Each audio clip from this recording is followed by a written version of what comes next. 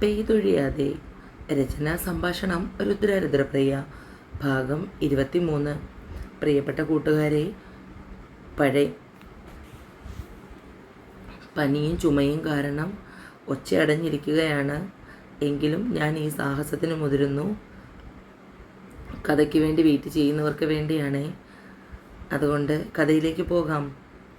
കൃഷ്ണ പറയുന്ന കാര്യങ്ങൾ കേട്ട് അച്ഛൻ്റെയും അമ്മയുടെയും മനസ്സ് നിറഞ്ഞു. വൈകിയാണെങ്കിലും മകളുടെ ജീവിതത്തിൽ സന്തോഷം നിറയുന്നത് കാണാൻ അച്ഛനും അമ്മയും ആഗ്രഹിച്ചു. മോളോട് അച്ഛനും അമ്മയ്ക്ക് ഒരു ദേഷ്യവും ഇല്ല. വൈകിയാണെങ്കിലും ഇങ്ങനെ ഒരു തീരുമാനമെടുത്തതിൽ സന്തോഷമേ ഉള്ളൂ. എടുത്തു ചാടി ധൃതി പിടിച്ചും ഒന്നും ചെയ്യേണ്ട. മോൾ സമാധാനത്തിലെല്ലാം ആലോചിച്ച് ചെയ്താൽ മതി. ഒരാഗ്രഹം മനസ്സിൽ തോന്നുന്നത് പറഞ്ഞാൽ മോൾക്കത് വിഷമമാകുമോ? അച്ഛൻ്റെ പറച്ചിൽ കേട്ടപ്പോഴേക്കും കൃഷ്ണയ്ക്ക് വല്ലായ്മ തോന്നി. അച്ഛൻ എന്തിനാ ഇങ്ങനെയൊക്കെ സംസാരിക്കുന്നത്? അച്ഛൻ്റെ ആഗ്രഹം എന്താണെന്ന് പറഞ്ഞാൽ മതി. അച്ഛൻ ആ പയ്യനെ ഒന്ന് കണ്ടാൽ കൊള്ളാമെന്നുണ്ട്. മോൾക്ക് ഇഷ്ടക്കേടുണ്ടെങ്കിൽ വേണ്ട. അതിനൊന്നും ഒരു കുഴപ്പവും ഇല്ല. ഞാൻ നാളെ തന്നെ നന്ദനോട് ഇവിടേക്ക് വരാൻ പറയാം. അച്ഛനും അമ്മയ്ക്കും മതിയാവോളം കാണാം. രണ്ടുപേരുടെയും കണ്ണുകളിൽ നക്ഷത്രങ്ങൾ പ്രകാശിക്കുന്നത് പോലെ കൃഷ്ണയ്ക്ക് തോന്നി. അച്ഛനും അമ്മയും സന്തോഷത്താൽ കരയുകയായിരുന്നു. അവൾ ഉടനെ തന്നെ നന്ദനെ ഫോണിലേക്ക് വിളിച്ചു. ഒന്ന് ഫ്രഷായി വായനയിൽ മുഴുകിയിരിക്കുമ്പോഴാണ് മൊബൈൽ റിങ് ചെയ്യുന്നത് കണ്ടത്. കൃഷ്ണയുടെ നമ്പർ കണ്ടപ്പോഴേക്കും മുഖത്തൊരു പുഞ്ചിരി സ്ഥാനം പിടിച്ചു. എന്താടോ പതിവില്ലാതെ ഒരു കോൾ? ഡോക്ടർ, ഞാനൊന്ന് പറഞ്ഞാൽ ദേഷ്യം തോന്നുമോ? എന്താടോ ഒരു മുഖവുരയൊക്കെ? തനിക്ക് എന്ത് വേണമെങ്കിലും പറയാമല്ലോ. അല്ല ഡോക്ടർ, അച്ഛനും അമ്മയ്ക്കും ഒരാഗ്രഹം, ഡോക്ടറെ ഒന്ന് കാണാൻ. അത്രയേ ഉള്ളൂ. നാളെ തന്നെ വരാമല്ലോ. ഡ്യൂട്ടി കഴിഞ്ഞ് നമുക്ക് രണ്ടുപേർക്കും ഒന്നിച്ച് തൻ്റെ വീട്ടിൽ പോകാം. തൻ്റെ അച്ഛനെയും അമ്മയും കാണണമെന്ന് എനിക്ക് ആഗ്രഹമുണ്ട്. വളരെ സന്തോഷത്തോടു കൂടിയാണ് നന്ദനത് പറഞ്ഞത്. കേട്ടപ്പോൾ കൃഷ്ണയുടെ മനസ്സ് നിറഞ്ഞു. അവൾ ഫോൺ കട്ട് ചെയ്തപ്പോഴും ചുണ്ടിൽ പുഞ്ചിരി മായാതെ നിന്നു. രാവിലെ രാജീവനും ഒരുങ്ങിയിറങ്ങുമ്പോൾ നിമേ മണിക്കുട്ടിക്ക് പതിവില്ലാത്ത വാശിയായിരുന്നു. അവർക്കൊപ്പം ഹോസ്പിറ്റലിൽ വരണമെന്ന്. ഒടുവിൽ അവളെ കരയിക്കേണ്ടെന്ന് കരുതി അമ്മ പറഞ്ഞപ്പോൾ നിമയും രാജീവനും അവളെയും കൂടെ കൂട്ടി. ഒരുപാട് നാളുകൾക്ക് ശേഷമായിരുന്നു അന്നമ്മ സിസ്റ്ററും താരയും ഷെറിനും ഒക്കെ മണിക്കുട്ടിയെ കാണുന്നത്. എല്ലാവരോടും വിഷമമൊക്കെ പറഞ്ഞ് വിശേഷങ്ങളും പറഞ്ഞ് വായാടിയായാണ് പെണ്ണ് നടക്കുന്നത്. രാജീവിൻ്റെ കയ്യിൽ തൂങ്ങി നടക്കുമ്പോൾ എന്തൊരു ഗമയാണ്. അത് കാണുമ്പോൾ നിമയുടെ മനസ്സ് നിറയും. അവർ 3 പേരും നടന്നു വരുന്നത് കണ്ടുകൊണ്ടാണ് കൃഷ്ണജ വന്നത്. ആദ്യമൊക്കെ അവൾക്ക് രാജീവിനെ ഫേസ് ചെയ്യാൻ തന്നെ വലിയ ബുദ്ധിമുട്ട് തോന്നി. അത് മനസ്സിലാക്കിയ നിമ കൃഷ്ണജിയുടെ അടുത്തേക്ക് ചെന്നു. സുഖമല്ലേ ഡോക്ടർ? എന്തൊക്കെയുണ്ട് വിശേഷങ്ങൾ? ചിരിച്ചുകൊണ്ടാണ് നിമയത് ചോദിച്ചത്. കൃഷ്ണജിയും അവളുടെ മുഖത്ത് നോക്കി ഒരു പുഞ്ചിരി സമ്മാനമായി നൽകി. കുറേ നാളായല്ലോ മണിക്കുട്ടിയെ കണ്ടിട്ട്? കൃഷ്ണ മണിക്കുട്ടിയെ നോക്കി ചോദിച്ചു. മണിക്കുട്ടി കൃഷ്ണയെ നോക്കി പുഞ്ചിരിച്ചുകൊണ്ട് അവളുടെ മുഖത്തും കയ്യിലും എല്ലാം പിടിച്ചു. കൃഷ്ണ അവളെ വാരിയെടുത്തു. രാജീവൻ അവളെ നോക്കുകയോ സംസാരിക്കുകയോ ചെയ്തില്ല. ഡോക്ടർക്ക് ഇപ്പോഴും എന്നൊരു ദേഷ്യമാണോ? വളരെ വിഷമത്തോടു കൂടിയാണ് അവൾ രാജീവനോട് അത് ചോദിച്ചത്. എനിക്ക് തന്നോട് എന്തിനാ ദേഷ്യവും ഇണക്കമൊക്കെ? അത് കേട്ടപ്പോൾ കൃഷ്ണയ്ക്ക് സമാധാനം തോന്നി. എന്നാൽ ശരി, പിന്നെ കാണാം, ഡ്യൂട്ടിയുണ്ട്. അത് പറഞ്ഞുകൊണ്ട് കൃഷ്ണ മോളെ താഴെ നിർത്തി അവരെയും കടന്നുപോയി. ഈ രാജേട്ടൻ്റെ ചില നേരത്തെ സ്വഭാവം കാണുമ്പോൾ ദേഷ്യം വരും. ആ ഡോക്ടറെ അടുത്ത് വന്നിട്ട് രാജേട്ടൻ എന്താ മുഖത്ത് നോക്കുകയോ സംസാരിക്കുകയോ ഒന്നും ചെയ്യാത്തത്? പാവം, അവർക്ക് എന്തുമാത്രം സങ്കടമായി കാണും. ഞാൻ ഡോക്ടറോട് സംസാരിച്ചത് നീ കണ്ടില്ലായിരുന്നോ? നീ എവിടെയാണ് നോക്കി നിന്നത്? ഓ പിന്നെ, ഞാൻ കേട്ടതല്ലേ രാജേട്ടൻ്റെ വലിയ സംസാരം. രാജേട്ടൻ മനഃപൂർവ്വമാണ് കൃഷ്ണജ ഡോക്ടറോട് ഒന്നും സംസാരിക്കാത്തത്. എനിക്ക് മനസ്സിലായി. ഓഹോ, മനസ്സിലായിരുന്നോ? പിന്നെന്താ അടി വെറുതെ ചോദിച്ചത്? അയ്യടാ, ഇപ്പോൾ ചോദിച്ചതായോ കുറ്റം? താരയും ഷെറിനും കൂടി വന്ന് മണിക്കുട്ടിയെ എടുത്ത് ക്യാൻറ്റീനിലേക്ക് പോയി. കുറേ ദിവസമായി നിമ മോൾക്ക് എന്തെങ്കിലും വാങ്ങിക്കൊടുത്തിട്ട് ഞങ്ങൾ ക്യാൻറ്റീനിൽ കാണും. കുറച്ച് കഴിഞ്ഞ് കൊണ്ടുവന്നാക്കാം. റൂമിന് മുന്നിലെത്തിയപ്പോഴേക്കും രാജീവൻ നിമയെ വലിച്ച് മുറിക്കുള്ളിലേക്കാക്കി. നീ എന്താടി കുറച്ച് നേരത്തെ പറഞ്ഞത്? എൻ്റെ ചില നേരത്തെ സ്വഭാവം കാണുമ്പോൾ ദേഷ്യം വരുമെന്നോ? ഏത് നേരത്തെ സ്വഭാവം കാണുമ്പോഴാണ് ദേഷ്യം വരുന്നത്? നിമയെ ചുമരോട് ചേർത്ത് പിടിച്ച് രാജീവൻ അത് പറയുമ്പോൾ അവൾ രാജീവൻ്റെ ചുമലിലൂടെ ഇതും ചെവിയിൽ പതിയെ ചുംബിച്ചു. രാജീവൻ അവളിലേക്ക് ഒന്നുകൂടി ചേർന്നതും ലാൻഡ് ഫോൺ റിങ് ചെയ്തു. അവളെ ഇടുപ്പിലൂടെ ചേർത്ത് പിടിച്ച് രാജീവൻ കോൾ അറ്റൻഡ് ചെയ്തു. ഓക്കെ, ഞാനിപ്പോൾ വരാം. എന്താ രാജേട്ടാ? എമർജൻസിയാണ്, ഞാനിപ്പോൾ വരാം. എന്നിട്ട് വേഗം രാജീവൻ ഓപ്പറേഷൻ തിയേറ്ററിലേക്ക് കയറി. വൈകുന്നേരം കൃഷ്ണജിയും നന്ദനും ഒരുമിച്ചാണ് ഇറങ്ങിയത്. വളരെ സന്തോഷത്തോടുകൂടി രണ്ടുപേരും കൃഷ്ണയുടെ വീട്ടിലെത്തി. അവിടെ ചെല്ലുമ്പോൾ അച്ഛൻ സിറ്റൗട്ടിൽ അമ്മയുമായി ഇരുന്ന് സംസാരിക്കുന്നത് കണ്ടു. ചിരിച്ച മുഖത്തോടു കൂടി കയറി വരുന്ന നന്ദനെ കണ്ടപ്പോഴേ രണ്ടുപേർക്ക് സന്തോഷം തോന്നി. അമ്മയുടെയും അച്ഛൻ്റെയും സന്തോഷം കണ്ടപ്പോൾ കൃഷ്ണജിയുടെ കണ്ണുകൾ നിറഞ്ഞു. അവരുടെ ഈ സന്തോഷം മുഴുവനും ഇത്രയും നാളും താനാണ് ഇല്ലാതാക്കിയത്. ഇനി ഒരിക്കലും അവരുടെ കണ്ണുകൾ നിറയ്ക്കാനിടയാക്കില്ല. അമ്മ വേഗം പോയി നന്ദന് കൊടുക്കുന്നതിനായി ചായയും പലഹാരങ്ങളും ഒക്കെ കൊണ്ടുവന്നു. അവരതെല്ലാം സന്തോഷത്തോടു കൂടി അവൻ്റെ മുന്നിലേക്ക് വെച്ചു കൊടുത്തു. അവരുടെ സ്നേഹം കണ്ടപ്പോൾ നന്ദൻ്റെ കണ്ണുകളിൽ നനവൂറി. ഞാൻ അടുത്തൊരു നല്ല ദിവസം നോക്കി അച്ഛനെയും അമ്മയെയും കൂട്ടി വരാം. എന്നിട്ട് എല്ലാ കാര്യങ്ങളും അതിൻ്റെ രീതിക്ക് തന്നെ പോകട്ടെ. ഞങ്ങൾക്ക് തമ്മിൽ പരസ്പരം ഇഷ്ടമാണ്. കൂടുതലായി പറയാനൊന്നുമില്ല. നന്ദൻ്റെ ആ തുറന്നു പറച്ചിൽ കേട്ടപ്പോൾ ഞങ്ങൾക്ക് 100 വട്ടം സമ്മതമാണ്. മോള് സന്തോഷത്തോടുകൂടി ജീവിക്കുന്നത് കണ്ടിട്ട് മരിച്ചാൽ മതി. എത്ര കാലം തൊട്ടുള്ള കാത്തിരിപ്പാ. അതിനി ഒരുപാടൊന്നും കാത്തിരിക്കേണ്ട. നമുക്കെല്ലാം ഉടനെ സെറ്റാക്കാം. നന്ദൻ അത് പറഞ്ഞപ്പോൾ അവരുടെ കണ്ണുകളിൽ സന്തോഷം അലയടിച്ചു. നന്ദൻ്റെ കൈകളിൽ കൂട്ടിപ്പിടിച്ച് അച്ഛൻ ചുണ്ടോട് ചേർത്തു. വൈകുന്നേരം വീട്ടിലെത്തുമ്പോൾ വളരെ ക്ഷീണിച്ചിരുന്നു രാജീവൻ. റൂമിൽ ചെന്ന് ഫ്രഷായി നേരെ ബെഡിലേക്ക് വീണു. നിമ്മ ഫ്രഷായി നേരെ അടുക്കളയിലേക്ക് ചെന്നു. രാത്രിയിലെ ചപ്പാത്തിക്ക് മാവ് കുഴച്ചു മാറ്റി വെച്ചു. കിഴങ്ങ് കറിയും സവാളയും കിഴങ്ങും ഇഞ്ചിയും വെളുത്തുള്ളിയും പച്ചമുളകും ഒക്കെ റെഡിയാക്കി. പാൻ അടുപ്പത്ത് വെച്ച് എണ്ണയൊഴിച്ച് കടുക് പൊട്ടിച്ച് കറിവേപ്പിലയും ചുവന്ന മുളകും ഇട്ട് വഴറ്റി അതിലേക്ക് സവാളയും കിഴങ്ങും ഇട്ട് ആവശ്യത്തിന് ഉപ്പും ചേർത്തിളക്കി അല്പം മസാലയും ഇട്ട് ഗ്യാസ് തീ കുറച്ച് വെച്ചു. ഒന്ന് വഴറ്റിയ ശേഷം മഞ്ഞൾപ്പൊടിയും മല്ലിപ്പൊടിയും മുളക് പൊടിയും അല്പം കുരുമുളക് പൊടിയും ചേർത്ത് ഒന്നുകൂടി വഴറ്റി യോജിപ്പിച്ചതിന് ശേഷം കുക്കറിലിട്ടു. അല്പം വെള്ളവും ചേർത്ത് വേവിക്കാൻ വെച്ചു. 2 വിസിൽ കേട്ട് കഴിഞ്ഞപ്പോഴേക്കും കുക്കർ അണച്ചു മാറ്റി. അപ്പോഴേക്കും ചപ്പാത്തിയുടെ മാവെടുത്ത് ഓരോ ഉരുളകളാക്കി മാറ്റി വെച്ചു. കുക്കറിൽ നിന്ന് ആവി പൂർണ്ണമായും പൊക്കഴിഞ്ഞപ്പോഴേക്കും അടപ്പ് പൂർണ്ണമായി മാറ്റി വെച്ച് ഒരു തവി ഉപയോഗിച്ച് നന്നായി ചേർത്തിളക്കി. അല്പം തേങ്ങ തിരുകി അതിൻ്റെ പാലെടുത്തു. അടുപ്പിൽ ചൂടാക്കാൻ വെച്ചിരുന്ന കിഴക്ക് കറിയിലേക്ക് ഒഴിച്ചു.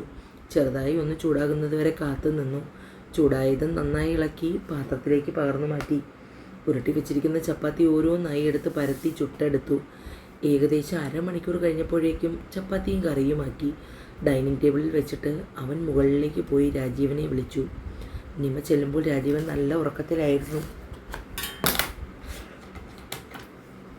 അവൾ അവനെ ഉണർത്താതെ പതിയെ പോകാൻ നോക്കുമ്പോൾ അവൻ വലിച്ച് നെഞ്ചത്തേക്ക് ചേർത്തു. രാജീവൻ നിമയെ വലിച്ച് ബെഡിലേക്ക് ഇട്ടു. നീ എന്താടി എന്നോട് ഹോസ്പിറ്റലിൽ വെച്ച് പറഞ്ഞത്? ചില നേരത്തെ എൻ്റെ സ്വഭാവം കൊള്ളില്ലെന്നല്ലേ? ആണോ? എൻ്റെ സ്വഭാവം കൊള്ളാത്തതാണോ? രാജീവൻ നിമയുടെ വയറിലൂടെ ഇക്കളയിട്ട് ചോദിച്ചു. രാജീവൻ നിമയെ അടിയിലാക്കി അവൾക്ക് മുകളിലേക്ക് കയറി കിടന്നു. അവളുടെ 2 കൈകളെ ലോക്കാക്കി. Please Nima, I want you. ഇപ്പോഴോ? എന്താ രാജേട്ടാ? ഇതിന് സമയവും കാലവും ഒന്നുമില്ല പെണ്ണേ. സ്നേഹിക്കുന്നതിന് പ്രത്യേകിച്ച് സമയം വല്ലതുമുണ്ടോ? അതും എൻ്റെ ഭാര്യയെ പ്രണയിക്കുന്നതിന് അങ്ങനെ സമയം ആവശ്യമില്ല. ഞാൻ എപ്പോൾ ആഗ്രഹിക്കുന്നോ നീയും മനസ്സുകൊണ്ട് അപ്പോൾ തയ്യാറായി നമ്മൾ 2 പേരും ഒന്നിച്ച് സന്തോഷത്തോടെ പ്രണയം പങ്കുവയ്ക്കണം. എന്തോ പറയാനായി നിമ തുടങ്ങും മുമ്പേ തന്നെ രാജീവൻ അവളുടെ ചുണ്ടുകളെ സ്വന്തമാക്കിയിരുന്നു. നിമ ആദ്യമൊന്ന് കുതറിയെങ്കിലും രാജീവനെ തിരികെ ചുംബിക്കാൻ തുടങ്ങി. അവളുടെ വിരലുകൾ രാജീവൻ്റെ മുടിയിൽ കൊരുത്തു. അവനെ ഒന്നുകൂടി തന്നിലേക്ക് ചേർത്ത് പിടിച്ചു. രാജീവൻ അവളുടെ കഴുത്തിലൂടെ ചുണ്ടുകൾ ഓടിച്ചു. രാജേട്ടാ, ഇപ്പോൾ വേണ്ട, നിമ കുറുകി പറഞ്ഞു. പ്ലീസ് നിമ. നിമയുടെ മറുപടി ഒന്നുമില്ലാതെ ആയപ്പോൾ രാജീവൻ അവളിൽ നിന്ന് എഴുന്നേറ്റ് മാറി. രാജീവന് സങ്കടമായി എന്ന് നിമയ്ക്ക് മനസ്സിലായി. അവൾ എഴുന്നേറ്റ് നിന്ന് രാജീവിനെ തൻ്റെ നേർക്ക് തിരിച്ചു പിടിച്ചു. പിണക്കാണോ രാജേട്ടാ? സോറിഡോ, തനിക്ക് മൂടില്ലെങ്കിൽ വേണ്ട, ഇറ്റ്സ് ഓക്കെ. രാജീവൻ എഴുന്നേറ്റ് ടീഷർട്ട് എടുത്ത് ധരിച്ച് ബാൽക്കണിയിലേക്ക് പോയി നിന്നു. മണിക്കുട്ടി റൂമിന് പുറത്തുനിന്ന് വിളിക്കുന്നത് കേട്ട് നിമ എഴുന്നേറ്റ് പുറത്തേക്ക് പോയി. എല്ലാവരും കൂടി രാത്രിയിൽ ഭക്ഷണം കഴിക്കാനിരിക്കുമ്പോഴും രാജീവൻ നിമയെ വല്ലാതെ അങ്ങ് ശ്രദ്ധിച്ചില്ല. രാജീവൻ്റെ പിണക്കത്തിലാണെന്നറിയാമെന്നായതുകൊണ്ട് രാജീവനോട് അങ്ങനെ പറയേണ്ടിയിരുന്നില്ല എന്നുപോലും അവൾ ചിന്തിച്ചു. ഒരുപാട് തിരക്കുള്ള ദിവസമായിരുന്നു ഇന്ന്. രാജേട്ടൻ അറ്റൻഡ് ചെയ്യേണ്ട 2 ഓപ്പറേഷൻ ഉണ്ടായിരുന്നു. അതിൻ്റെയൊക്കെ സ്ട്രെസ്സിൽ നിന്നും ഒന്ന് റിലീഫ് കിട്ടാൻ വേണ്ടിയായിരിക്കും പാവം. എന്നിട്ട് അതൊന്നും മനസ്സിലാക്കാതെ ഞാൻ നിമ കഴിച്ച പാത്രങ്ങളെല്ലാം കഴുകി വെച്ചു. അടുക്കള ഒതുക്കി അമ്മയുടെ അടുത്തേക്ക് വന്നപ്പോഴേക്കും മണിക്കുട്ടിക്ക് എന്ന് നിമയോടും അച്ഛനോടും ഒപ്പം കിടക്കണമെന്ന് ഒരേ വാശി. നിമ പിന്നെ മണിക്കുട്ടിയെ പിണക്കാൻ നിൽക്കാതെ അവളെയും എടുത്തുകൊണ്ട് റൂമിലേക്ക് പോയി. റൂമിൽ ചെല്ലുമ്പോൾ രാജീവൻ ബാൽക്കണിയിൽ നിന്ന് ഒരു സിഗരറ്റ് എടുത്ത് വലിച്ചു. അച്ഛേ, മണിക്കുട്ടിയുടെ വിളി കേട്ടപ്പോൾ അയാൾ സിഗരറ്റ് വേഗം പുറത്തേക്ക് വലിച്ചെറിഞ്ഞു. കൈകൊണ്ട് പുക നന്നായി തട്ടിവിട്ടു. അച്ഛൻ മണിക്കുട്ടിയെ എടുക്ക്. രാജീവൻ വേഗം മണിക്കുട്ടിയെ കൈകളിൽ കോരിയെടുത്തു. ഇന്ന് മണിക്കുട്ടി അച്ഛൻ്റെ അമ്മയ്ക്കൊപ്പം ഇവിടെയാണ് കിടക്കുന്നത്. വാ അച്ഛേ, മണിക്കുട്ടിക്ക് ഉറക്കം വരുന്നു. രാജീവൻ മണിക്കുട്ടിയെയും കൊണ്ട് അവളെ ബെഡിൽ കിടത്തി. തൊട്ടടുത്തായി അവനും കിടന്നു. നിമ ഫ്രഷായി വന്ന് മുടി മുഴുവൻ വാരി അമ്മക്കെട്ട് കെട്ടി ലൈറ്റ് ഓഫ് ചെയ്ത് ബെഡ് ലാമ്പ് ഓണാക്കി മണിക്കുട്ടിയുടെ ഇപ്പുറത്തേക്ക് കിടന്നു. മണിക്കുട്ടി രണ്ടുപേരുടെയും കൈകളെടുത്ത് അവളുടെ വയറിന് മീതെ വെച്ചു. രണ്ടുപേർക്കും ഉമ്മയും കൊടുത്തുകൊണ്ട് അവരുടെ കൈകളിൽ ചേർത്ത് പിടിച്ച് കിടന്നുറങ്ങി. രാജീവനും നിമയെ ഒന്ന് നോക്കുപോലും ചെയ്യാതെ അവനും ഉറക്കത്തിലേക്ക് വഴുതി വീണു. രാവിലെ രണ്ടുപേരും ഹോസ്പിറ്റലിൽ പോകാൻ ഇറങ്ങുമ്പോൾ രാജീവൻ നിമയോട് മിണ്ടിയില്ല. അവളെന്തോ പറയാനായി പലവട്ടം ചെല്ലുമ്പോഴും രാജീവൻ മറ്റെങ്ങോ ശ്രദ്ധ മാറ്റുകയോ ഫോണിൽ സംസാരിക്കുകയോ ചെയ്യും. തന്നെ ഒഴിവാക്കുകയാണെന്ന് മനസ്സിലാക്കിയ നിമയും പിന്നീട് അവനോടൊന്നും സംസാരിക്കാൻ പോയില്ല. രാവിലെ അന്നമ്മ സിസ്റ്റർ കണ്ട് വിശേഷങ്ങളൊക്കെ ചോദിക്കുമ്പോഴും നിമയുടെ മനസ്സ് വല്ലാതെ വിഷമിച്ചു. ഒന്നിനും കൃത്യമായി മറുപടി പറയുന്നതിനും ശ്രദ്ധിക്കുന്നതിനും ഒന്നും ഓക്ക് പറ്റിയില്ല. രാവിലെ തിരക്കുള്ള OP ആയിരുന്നത് കാരണം എല്ലാം കഴിയുമ്പോൾ ഏകദേശം 2 മണിയോടെടുത്തു. നിമ കഴിക്കാനുള്ള ഭക്ഷണം എടുത്ത് വയ്ക്കുമ്പോഴേക്കും രാജീവൻ പുറത്തേക്ക് പോയി. നിമ കഴിക്കാതെ അവനെയും കാത്തിരുന്നു. രാജീവൻ തിരികെ വരുമ്പോഴും നിമ ഭക്ഷണം വെച്ച് കാത്തിരിക്കുന്നു. താനെന്താടോ കഴിക്കാത്ത എത്ര നേരമായിട്ടും? അതെന്താ രാജേട്ടാ അങ്ങനെ ഒരു ചോദ്യം? നമ്മൾ രണ്ടുപേരും ഒരുമിച്ചിരുന്നല്ലേ എന്നും കഴിക്കുന്നത്. രാജേട്ടൻ പുറത്തുനിന്ന് എന്തെങ്കിലും കഴിച്ചോ? ഞാൻ ക്യാൻറ്റീനിൽ ഒരു ചായ കുടിക്കാൻ പോയപ്പോഴേക്കും നന്ദൻ ഡോക്ടർ വിളിച്ചു. അങ്ങനെ ഭക്ഷണം കഴിച്ചു. രാജീവൻ അത് പറഞ്ഞു കഴിഞ്ഞ് നോക്കുമ്പോൾ നിമയുടെ കണ്ണ് നിറഞ്ഞു. അവൾ വേഗം കണ്ണുകൾ തൂത്തുവിട്ടുകൊണ്ട് ലഞ്ച് ബോക്സ് എടുത്ത് ബാഗിനുള്ളിലേക്കാക്കി മാറ്റി വെച്ചു. വാഷ്റൂമിലേക്ക് കയറിപ്പോയി. രാജീവൻ അത് കണ്ടപ്പോൾ വല്ലാത്ത വിഷമം തോന്നി. എന്നും ഒന്നിച്ചിരുന്നാണ് ഭക്ഷണം കഴിക്കുന്നത്. രാവിലെ തൊട്ട് തന്നെ മിണ്ടാതെ നടക്കുന്നത് കണ്ടതുകൊണ്ടാണ് ഒന്നും കഴിക്കാതെ ഇറങ്ങിപ്പോയത്.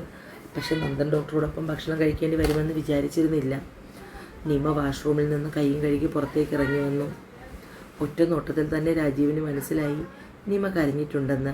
നിമ ഒന്നും മിണ്ടാതെ പുറത്തേക്ക് പോകാനായി ഡോർ തുറക്കുമ്പോൾ രാജീവൻ അയാളുടെ കയ്യിൽ പിടിച്ച് നിർത്തി. അവളെ പിന്നിലേക്ക് മാറ്റി നിർത്തി രാജീവൻ ഡോർ ലോക്ക് ചെയ്തു. എവിടേക്കാ ഇറങ്ങിപ്പോകുന്നത് ഭക്ഷണം കഴിക്കാതെ? എനിക്ക് വേണ്ട രാജേട്ടാ, അന്നമ്മ സിസ്റ്ററിനെ ഒന്ന് കാണണം. അങ്ങനെ ഇപ്പോൾ കാണണ്ട, ആദ്യം നീ ഭക്ഷണം കഴിക്ക്. എനിക്ക് വേണ്ടാഞ്ഞിട്ടാണ് രാജേട്ടാ. നിറഞ്ഞു വന്ന കണ്ണും തൂത്തുകൊണ്ട് നിമ പറഞ്ഞു. രാജീവൻ അവളെ അരികിലേക്ക് ചേർത്ത് പിടിച്ചു. എന്തിനാ ഈ കണ്ണുകൾ ഇങ്ങനെ നിറയ്ക്കുന്നത്? രാജേട്ടൻ എന്തിനാ എന്നോട് പിണങ്ങിയിരിക്കുന്നത്? ആര് പറഞ്ഞു എനിക്ക് പിണക്കാണെന്ന്? പിന്നെ ഇന്നലെ മുതൽ രാജേട്ടൻ എന്നോട് മിണ്ടാത്തത് എന്താ? ഇന്നെന്താ എന്നോടൊപ്പം ഭക്ഷണം കഴിക്കാതെ പുറത്തു പോയി കഴിച്ചത്? അത് രാജേട്ടൻ എന്നോട് പിണക്കായിട്ടല്ലേ? ഇന്നലെ ഞാൻ അങ്ങനെ പറഞ്ഞതുകൊണ്ടല്ലേ രാജേട്ടൻ എന്നോട് പിണങ്ങിയത്? ഞാൻ വേറൊന്നും ഓർത്ത് പറഞ്ഞതല്ല രാജേട്ടാ, സോറി. ചിലപ്പോൾ മൈൻഡ് വല്ലാതെ ഡിസ്റ്റർബ് ആവും, സ്ട്രെസ് ഉണ്ടാവും. അപ്പോൾ നിൻ്റെ സാമീപ്യമായിരിക്കും ഏറ്റവും കൂടുതൽ ആഗ്രഹിക്കുന്നത്. ഇന്നലെ അങ്ങനെ ഒരു ദിവസമായിരുന്നു. പക്ഷേ അപ്പോഴേക്കും നിമ രാജീവിൻ്റെ വാ പൊതിഞ്ഞു പിടിച്ചു. സോറി രാജേട്ടാ, ഇനി ഒരിക്കലും ഉണ്ടാവില്ല.